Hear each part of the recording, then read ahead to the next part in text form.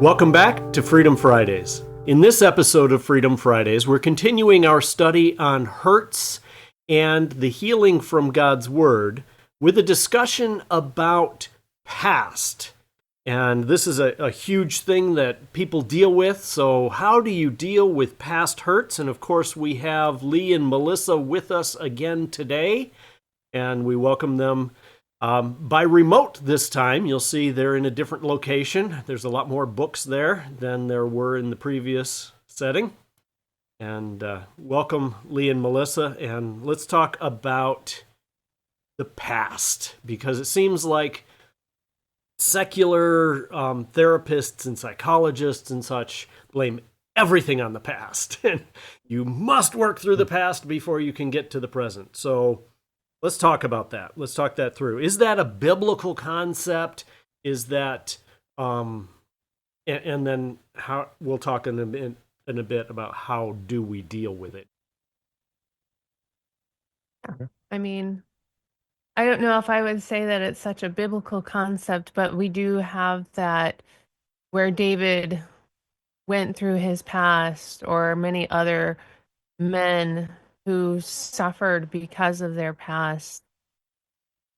But it's how they responded. And I think, even with books like Vanderkolk's The Body Keeps the Score and things like that, where they say that the past kind of puts you in this forced, suffering. But I don't know if I could ever say that that's the case. But what are your thoughts? I mean, a lot of it really does depend on, how we've processed things in the past. So if we're looking at, something that's happened, let's say 10 years ago or whatever, and we're still responding to those, we're still reeling in those things, we have to go back and think through, okay, so why am I in the state I am today? So dealing with past hurts is a necessity when we're looking at despair and depression, or things that we've talked about over the past few sessions, because ultimately those things do result from something that has already happened. So yes, technically we have to deal with things that happened in the past, regardless of whether it was 5 minutes ago or 30 years ago. You touched on something, Lee, that God brought to my mind and my heart while I was studying this. And so here's a quote for you, not from anybody else, but from me. The main problem of dealing with the past is our victim mentality in the present.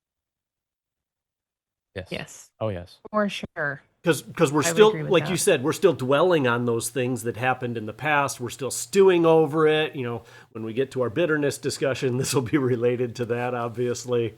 Yes. But it's not so much that, this past thing happened, so I have to do X, Y, Z to move on to the present things, as much as I need to move forward and in faith. Yes. Yeah. Yep. Hebrews chapter 12 and verse 12 says, "Therefore strengthen the hands that are weak and the knees that are feeble."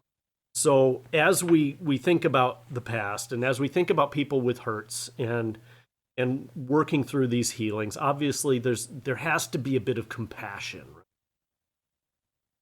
Oh, of course. Yep. God calls us to compassion. Christ had compassion. You see a number of times where Oh, absolutely. he sees somebody struggling with a physical thing or with a demonic thing or something else, and it says he had compassion on it. And so obviously we need to have compassion. But earlier on in that same chapter, in verse 3, he says, "For consider him who has endured such hostility as sinners against him, or by sinners against himself, so that you will not grow weary and lose heart." So if we consider Christ and what he went through, which clearly he didn't deserve, at the hands of sinners, some at the hands of us, reality, right? Federal headship. And some of it at the hands of the Pharisees and the Sadducees and all of that. Some of it at the hands of Judas, some of it at the hands of his own disciples. Yeah. Oh, yes. Yes. But what was his attitude toward this? And I think that can help us to not grow weary and Yes, and that's a really good place to, like, in the stop of before we get to the point of depression or whatever, of keeping that in the forefront of our minds. But as we go back and think back through that, it's like, okay, this has happened and it was an awful thing. I mean, the compassion does really have to come through in that, because it's so easy to say from the outside, why are you still dealing with this thing that happened so long ago? Buck up and get over it. And that's not the right approach either. I mean, yes, we do need to work through those things and move forward, but the aspect of recognizing or understanding that, yes, there was a hurt there. Now, in light of that, how do we move forward? Let's look at scriptures. Let's see how Christ handled this. What does he tell us to think on, and how does he tell us to process through? And it's absolutely right. Seeing his example of going through those sufferings and rethinking through, not like a rehashing or whatever, but working through those things. So in dealing with and understanding these past hurts and things that have happened, they were real things. I mean, whether it's perceived loss, as we've talked about before. So there's something that has happened. That compassion side of things is huge, because we don't want to come in and say, well, this happened 30 years ago, so get over with it, buck up. This shouldn't be a big deal anymore. Why are you still dwelling on this? And that's not the right approach. The person who is still hurting, whether again, it was a perceived loss or an actual loss, somebody died, something had happened, whatever that may be. So in modeling our response to them as being compassionate, modeling that after Christ is going to be a huge step in helping people deal with those past hurts. which is I hard would for say me. we don't. Me too. It is, I because understand. when I'm talking with other guys, a lot of times, like you said, it's just buck up. Come on, suck it up, Buttercup. Get over it, and we tend to be more rough with each other. But there is a time when we need to be more gentle. Yeah, I think, it would be nice to just overlook those things. We also have to look at the past because of how we respond. Mm-hmm.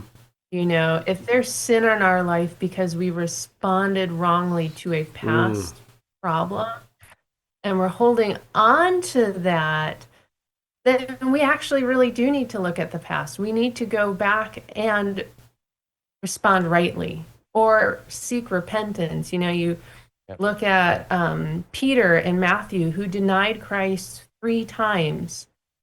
How did he respond after realizing his sin? He confessed. And that's, or we could look at Naomi. How did she respond in suffering? And she responded wrong. And so there is that we need to go back to the past, make sure that if there is sin in our life, we handle that correctly. Yes. Yeah, in Romans 6, right along what you were talking about, that's where the key is. Just like you're talking about it, it's how we dealt with and how we continue to deal with the past, whether it's a sinful manner or such. That really is the key, I think. Romans 6:16, do you not know that when you present yourselves to someone as slaves for obedience, you are slaves of the one whom you obey, either of sin resulting in death or of obedience resulting in righteousness. So if you're presenting yourself as a slave to the past, then you're going to obey the past. And Yes. For sure. And how do we respond to those things? How have we responded, like you said, to those things? If we responded in a sinful manner, which a lot of times when we think of have we responded in a sinful manner, often we think of, are harsh with somebody, or was I, did I, go out and have an affair or whatnot? And obviously those are sinful things, Right. but so is lack of faith. Sure. Oh yeah, absolutely. And I think really one of the, I mean, the slave to the past, we could turn it really easily to slave to our flesh, because in the past when the hurt happened, that's where we turned to. I mean, that's majority of the times we're still dealing with the past hurts because we turn to our flesh and trying to serve ourselves and make ourselves to feel better, whether or not we actually went out and did one of those things that you were just mentioning, or were harsh or whatever. It's more of a, I'm focusing on self-centered, self-focused, whatever, instead of God focused. So even in that, we're serving our flesh, which is sinful and depraved and whatever. Or anything So, but God, for that um, matter, right? right, Yeah. exactly, If yeah, we solve it yep, with anything but God, or try to solve it with anything but God, that's sinful. yes, yep, absolutely. Sure. No, so and that's where it's hard to see, because if you ask somebody, well, how did you respond in a simple manner? Like, well, I didn't go out and, I didn't harm anybody. I didn't respond this way. I didn't do we're thinking on all those externals, and I didn't do that. It's like, okay, well, we have to understand that then from the standpoint of what did what did you try and do that was Yes. not following after God? So yeah, absolutely. Yeah. 2 Peter 2:19, promising them freedom while they themselves are slaves of corruption. Or by what a man is overcome, by this. And that's where I think, where they say we have to deal with the past. There is some truth in that. Like you were saying, Melissa, Yes. if I responded in a sinful way, if I responded in a not faith way, anything but trusting God to fix whatever it is, whether it's ice cream or chocolate or whatnot, because there are a lot of people who Yes. have these comfort things, comfort foods, comfort whatever, Oh yeah. Yep. and that's really a sinful thing. Sounds innocuous, but it really is a sinful thing, and they're enslaved by it because that's what they're focused on. Matthew 6:24, no one can serve two masters, for either he Yep. will hate the one and love the other, or he will be devoted to one and despise the other. You cannot serve God and wealth. Just the same manner as you can't serve God and wealth, you can't serve God in any other manner. Whether that master is the past, whether that master is the grief of sexual trauma in the past, which, Melissa, very well, many, way too many women deal with the past of sexual trauma. I'm sure you've counseled many of them, and or whatever happened in the past. I lost a loved one, or I lost something, my body. I lost a leg. I lost the use of whatever. Sometimes I think we lose the use of our brain, but you can't serve those masters, and that master of self-pity. Yeah. Yeah. I think, as you had said previously with that victim mentality, I always take my people that have my counselees that have suffered very deeply, and I always take them to Joseph. Yeah. And at the end, He's a good example. when Joseph's brothers are also holding on to the past, they're still sinning while they're holding on to the past to hide up their past sins. And what's so awesome about it is Joseph's reply. That steadfast faith that you were talking about in Genesis 50 verse 19. But Joseph said to them, "Do not be afraid, for am I in God's place? As for you, you meant evil against me, but God meant it for good, in order to do what has happened on this day, to keep my people alive." What a great response Yes. to just he already knew that they were hiding stuff already and trying to build a case to save them. And he's just like, no, God meant this for good. So when we have those past griefs, we can say, even though it hurt, God is using that for some good. He didn't waste the pain. Yep. And it also comes to, we like to use Matthew or Romans 8:28, right? All things work together for good for those who love God and are called according to his purpose. But we forget verse 29, which tells us what that good is. So, to your point, Melissa, God is working this together, but it's not so that I feel good. It's not for just my comfort. I mean, look at Jesus. Look at Paul. Look at any servant of God. Look at Moses. Look at Joseph, like you said. Any servant of God is going to go through difficulties, but that good we find in verse 29 is to make us into the best. Sometimes we need hard things. I had someone recently ask me, why doesn't God just shelter people for a while when they're strong enough, then allow the hard times? And I told him, because you'll never get strong enough without the hard times. Yeah. That's how we get strong. Exactly. Exactly. Yes. It was interesting as we, I just it's not off topic or anything, but I was preaching through Matthew 24, 1 through, well, I really only got through 14, clearly, but I was planning on going through 28. And when we look at when Christ is talking about these trials, these tribulations, these wars, these rumors of wars and things like that, he's warning them not to lose heart, not to be deceived. There's going to be trials, and those things are going to further their faith, deepen their faith, and deepen their dependence on him.